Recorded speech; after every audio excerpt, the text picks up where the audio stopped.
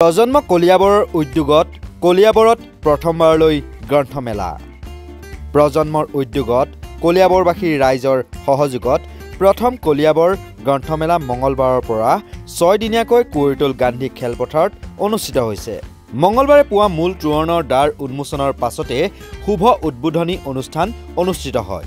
এই শুভ উদ্বোধনী অনুষ্ঠানত কলিয়াবৰৰ বিধায়ক তথা ৰাজহ মন্ত্ৰী কেশৱ মহন্ত আৰু অসম সাহিত্য সভাৰ সভাপতি ডক্টৰ বসন্ত কুমাৰ গোস্বামী উপস্থিত থাকি বন্তি প্ৰজ্বলনেৰে এই গ্ৰন্থমেলাখনিৰ শুভ উদ্বোধন কৰে। অসম সাহিত্য সভাৰ সভাপতি ডক্টৰ বসন্ত কুমাৰ গোস্বামী ডাঙৰীয়াই মুখ্য অতিথিৰ ভাষণত অসমীয়া ভাষা সাহিত্য আৰু নতুন প্ৰজন্মক সন্মুখত ৰাখি বহুখিনি সাৰগৰ্ভ তথা প্ৰয়োজনীয় বক্তব্য আগবঢ়ায়। অনুষ্ঠানত কলিয়াবৰীয়া সুসন্তান উপেন্দ্ৰ বৰকটকী আৰু কলিয়াবৰৰ বিশিষ্ট সাহিত্যিক গুণীন হাজৰিকাই স্মৃতিগ্ৰন্থ উন্মোচন কৰে। চৰকাৰে এখন ৰাজ্য শাসন কৰে বা ৰাষ্ট্ৰ শাসন কৰে, গ্ৰন্থই কিন্তু সমগ্ৰ বিশ্বকে শাসন কৰিব পাৰে। আৰু সেইকাৰণে গ্ৰন্থই হৈছে মহতো মহীয়ান, মানুহ অনুৰৰিয়ান, মানে ক্ষুদ্ৰতকৈ ক্ষুদ্ৰ, কিন্তু গ্ৰন্থ মহতো মহীয়ান। সেই অৰ্থতেই এই কথাটো কোৱা হৈছে। আৰু এটা প্ৰসংগ আপুনি কৈছিল যে গ্ৰন্থ উদ্যোগটোৰ কথা, এইখনৰ সাহিত্য সভাৰ কিবা পৰিকল্পনা আছে নেকি? গ্ৰন্থ উদ্যোগ হিচাপে পৰিকল্পনা আমাৰ নাই, কাৰণ আচলতে গোটেই অসমৰ প্ৰকাশকসকল লগ লাগি আচলতে গ্ৰন্থটোক যদি আমাৰ উদ্যোগ হিচাপে গ্ৰহণ কৰিব পৰা যায়, তেতিয়া সকলো পক্ষই লাভৱান হ'ব। লেখকেও 2 পইচা পাব, সমালোচকেও 2 পইচা পাব, ধন্যবাদ। আৰু কিতাপৰ ব্যৱসায়টো বৃদ্ধি হ'ব। কিন্তু আমি এটাই কামেই কৰিছোঁ, যাতে অহা বৰ্ষটোত অন্তত এই বৰ্ষটোৰ গ্ৰন্থবৰ্ষ হিচাপে পাতিবৰ কাৰণে আমি যথেষ্ট চেষ্টা কৰিম। সমগ্ৰ অসমত আমাৰ যিখিনি শাখা সাহিত্য সভা আছে, প্ৰায় 900খন শাখা আছে, তাৰ ভিতৰত প্ৰত্যেকখন শাখাতে 500কে মানুহ থাকিলেও কিমানখিনি মানুহ হয়। এই সকলোকে একোখন গ্ৰন্থ কিনিবৰ কাৰণে আমি অনুৰোধ জনাম। আৰু আমাৰ যিখিনি কৰ্মচাৰী পৰিষদ আছে, তেওঁলোকৰ 5 লাখমান মানুহ আছে। আমি তেওঁলোকৰ লগতো কথা পাতিছোঁ। সদৌ অসম কলেজ টিচাৰ্ছ এছ'চিয়েশ্যন যিটো, তেওঁলোকৰ 45,000 মানুহ আছে। এই সকলোকো আপোনাৰ লগত আমি যোগাযোগ কৰিবলৈ চেষ্টা কৰিছোঁ আৰু তেওঁলোকক জনাইছোঁ। তেওঁলোকেও বিচাৰে সেইটো গ্ৰহণ কৰিছে, তেওঁলোকেও কিতাপ কিনিব। সকলোৱে মন উজাৰি লাগিবলৈও এটা মুকলিমূৰীয়াকৈ সুবিধা পায়। এই গ্ৰন্থমেলা কলিয়াবৰৰ প্ৰথম গ্ৰন্থমেলা, বহুদিনৰ আশা, এইটো আজি এটা পূৰণ হোৱাৰ পথত আগবাঢ়িছে।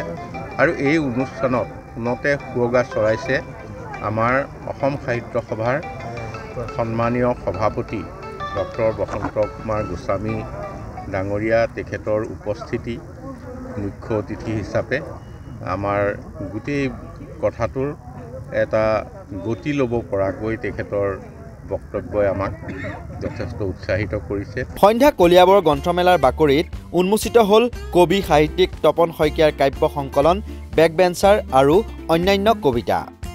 প্ৰজন্ম কলিয়াবৰৰ উদ্যোগত আয়োজিত কলিয়াবৰ গ্ৰন্থমেলাৰ প্ৰথমটো সন্ধিয়াই গ্ৰন্থমেলাৰ মঞ্চত কাব্য সংকলনখন উন্মোচন কৰে সাহিত্য অকাডেমী যুৱ বঁটাপ্ৰাপ্ত বিশিষ্ট লেখক সাহিত্য সমালোচক অৰিন্দম বৰকটকীয়ে।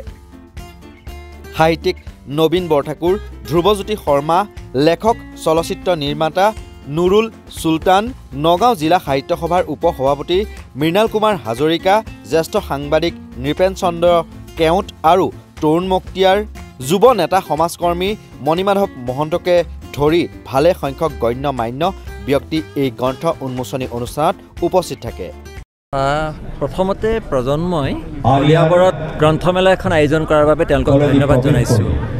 ধৰ্মপুস্তকৰ সেই আত্মাৰ শৰ্মাৰ পৰা অসমীয়া সাহিত্যলৈ কলিয়াবৰৰ অৱদান সাংঘাতিক। কিন্তু ইমান দিনে গ্ৰন্থমেলা এখনৰ অভাৱ আমি অনুভৱ কৰি আছিলোঁ। সেয়া মণিমাধৱ মহন্তৰ নেতৃত্বত সেই কাম হৈছে। আৰু মই আজি যিখন গ্ৰন্থ উন্মোচন কৰি মই নিজেই ভাল পাইছোঁ, তপন শইকীয়াৰ বেকবেঞ্চাৰ। তাত অতি সংবেদনশীল মনৰ কেইটামান সুন্দৰ কবিতা তেখেতে লিখি উলিয়াইছে।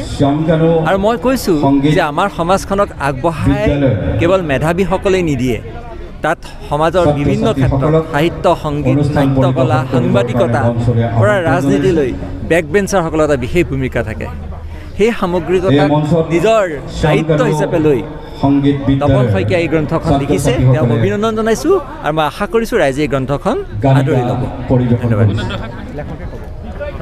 আচলতে প্ৰায় 20 বছৰ ধৰি এই সাংবাদিকতাৰ জগতখনত সক্ৰিয়ভাৱে জড়িত হৈ আছিলোঁ, কিন্তু তাৰ পূৰ্বৰে পৰাই অলপ বছৰকৈ সাহিত্য চৰ্চা চলাই গৈছিলোঁ আৰু তাৰ মাজতেই 2000 চনৰ পৰা প্ৰায় 2024 চনলৈকে সৃষ্টি হোৱা 51টা কবিতাৰে মোৰ এই কবিতাৰ কিতাপখনত সন্নিৱিষ্ট কৰা হৈছে, বেকবেঞ্চাৰ আৰু অন্যান্য কবিতা। আৰু এই কিতাপখনৰ জৰিয়তে মনৰ যিখিনি ভাৱ বা সাধাৰণতে আমি সাংবাদিকতা কৰি ফুৰা সময়ত যিবিলাক অভিজ্ঞতা লাভ কৰোঁ তেনে বহু কথাও প্ৰকাশ পাইছে। আৰু গ্ৰন্থখন উন্মোচন কৰি আমাক কৃতাৰ্থ কৰাৰ কাৰণে শ্ৰীযুত অৰিন্দম বৰকটকীক এই মুহূৰ্তত ধন্যবাদ জ্ঞাপন কৰিছোঁ আৰু প্ৰজন্ম কলিয়াবৰে এনে এটা ব্যৱস্থা কৰাৰ বাবে তেওঁলোককো ধন্যবাদ জ্ঞাপন কৰিছোঁ আৰু আশা কৰিছোঁ পাঠকে গ্ৰন্থখন আদৰি ল'ব। উল্লেখ্য যে 2 দশকৰো অধিক কাল ধৰি সাংবাদিকতা আৰু সাহিত্য চৰ্চাৰে জড়িত প্ৰতিদিন টাইমৰ কলিয়াবৰৰ সাংবাদিক তপন শইকীয়াৰ প্ৰথমখন কাব্যগ্ৰন্থ বেকবেঞ্চাৰ আৰু অন্যান্য কবিতাই উন্মোচনৰ পিছতেই কলিয়াবৰ গ্ৰন্থমেলাত পাঠকৰ সমাদৰ বুটলিবলৈ সক্ষম হৈছে। গ্ৰন্থখন প্ৰকাশ কৰি উলিয়াইছে গুৱাহাটীৰ প্ৰজ্ঞা মিডিয়া হাইপ প্ৰকাশনে।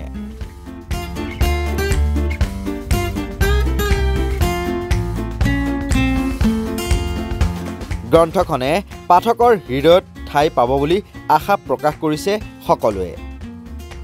কলিয়াবৰৰ পৰা ৰিদীপ শৰ্মাৰ প্ৰতিবেদন, নৰ্থ ইষ্ট নাও।